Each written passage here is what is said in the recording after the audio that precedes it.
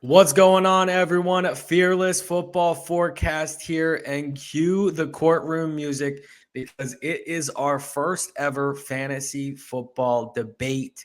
Today, we will be talking about a tight end who's in his third year, who's from the college that I am repping right now, Kyle Pitts. Now, I'm going to be fuming. I want to be fuming coming into this debate. So I'm actually going to toss it over to Jay Kurt here to go first because he's going to be talking about the cons of Kyle Pitts in fantasy.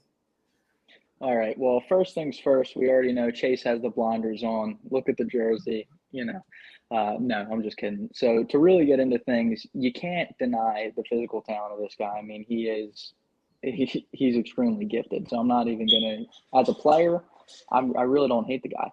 Um, One of my main concerns is the pass to run ratio for the Atlanta Falcons.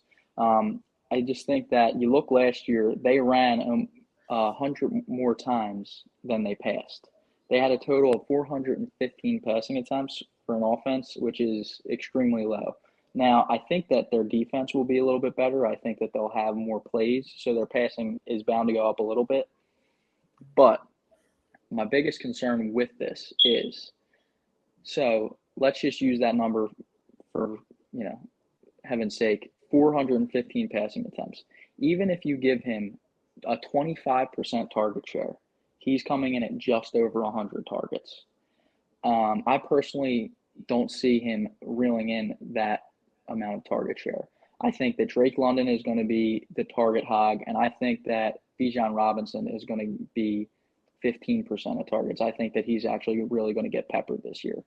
Um, and to me, if you don't have the targets to back you up, you need to have those red zone opportunities. Now, like I said, I think the Falcons are going to be a little bit better this year. I just don't think that they're going to be so much better that Kyle Pitts is all of a sudden going to have a 10 touchdown season. I think again they're going to work mainly through Bijan Robinson, and down the red zone, I still would say that they're going to lean on London more than Pitts. The final point that I wanted to lean into was something that they've been doing for his whole career so far, which I get because he's got the talent to play on the outside. But I personally don't like when they play him on the outside because at the end of the day, it kind of takes away the mismatch that he is. Yes, he's big, but the reason having a tight end as talented as him is so great is because he's in the middle where so much is going on. All these routes are meshing. The linebackers are running into each other. To me, I'm interested to see if they keep him outside more again this year, and if they do, I think that's going to hurt his fantasy value. That last point was a really good one, and that's a big reason as to why a lot of his targets were not uncatchable last year because Marcus Mariota was airing it out to him. Actually, he had the highest average yards per pass.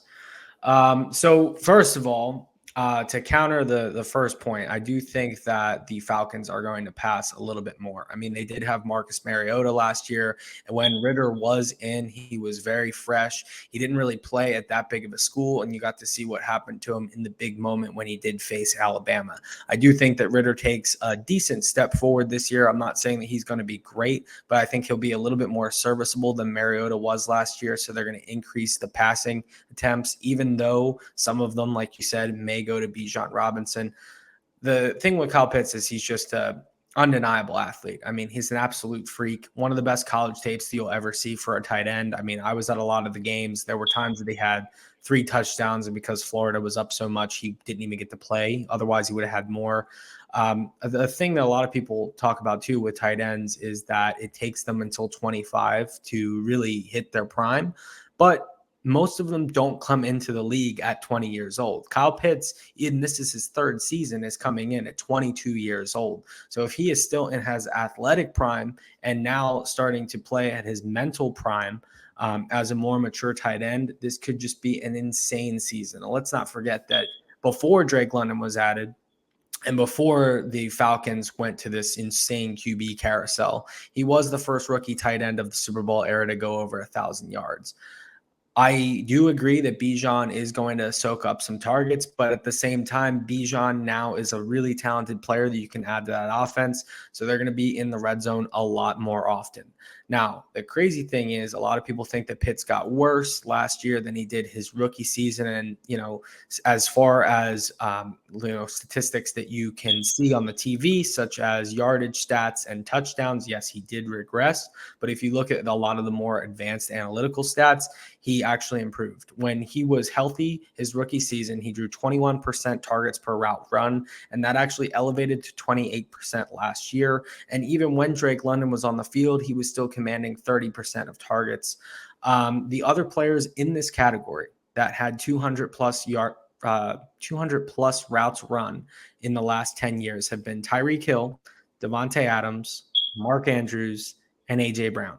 And out of those guys, only Kyle Pitts and Julio Jones have that stat combined with the average depth of target being over 13 yards. Like I said, when we were talking about him being on the outside, that was a big reason for this, but he did lead the league in off-target rates last year with 29% of throws off target. So the change at QB might help that.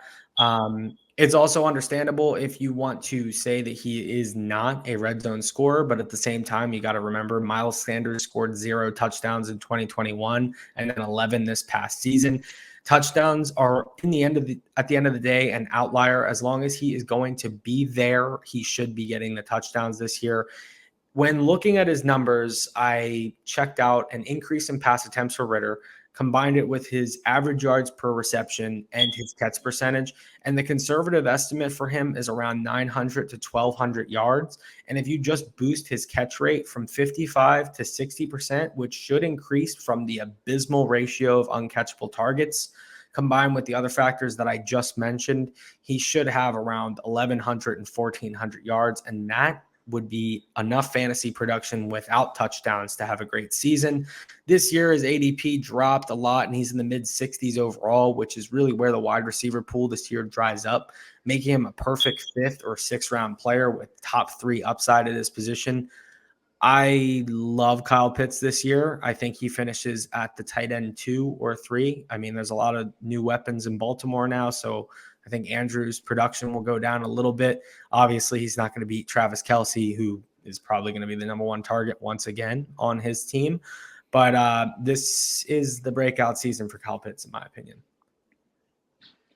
All right, fair enough. I do have one question for you. I agree that his catch percentage is probably going to go up. I think that Ritter, to me, is a better passer than Marcus Mariota. But don't you think that average depth of target is going to decrease significantly as well?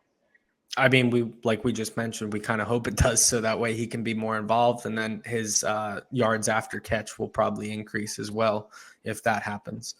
But at the end of the day, I think the biggest thing with tight ends, unless you're Kelce or unless Pitts can have, like I just mentioned, 1,400 yards, it's going to be touchdowns. And I just if Drake London is commanding the number 1 corner, and like you said, if the box is stacked against Bijan, Kyle Pitts should have a direct route to getting a touchdown. I think that he's got to study a lot of Travis Kelce tape this year. But I really do see it. I'm sad that you don't see it, as he's one of my favorite players, and I know you like him from a talent perspective at least. Yeah, I hope I'm wrong. Like I said at the beginning, you can't deny his talent. Anyone who says he's not talented is just straight up lying. So this is one where I wouldn't mind being wrong. I just think I'm right. And we shall see. Only the season will tell. Comment below which one of us you think is right. Are you pro Kyle Pitts or are you anti Kyle Pitts this year? I personally just traded for him in Dynasty. I sent like 3 third-round picks, 1 first-round pick, and Dalvin Cook for him. So I'm all in on Kyle Pitts this year. So we shall see. Yeah, I sold my soul. But everyone, make sure to like this video. Check out our other fantasy videos that we uploaded already. We got Anthony Richardson on there, Dynasty Sleepers, Rashad White, and comment below who you want us to debate about next. And we'll see y'all in the next video. Peace.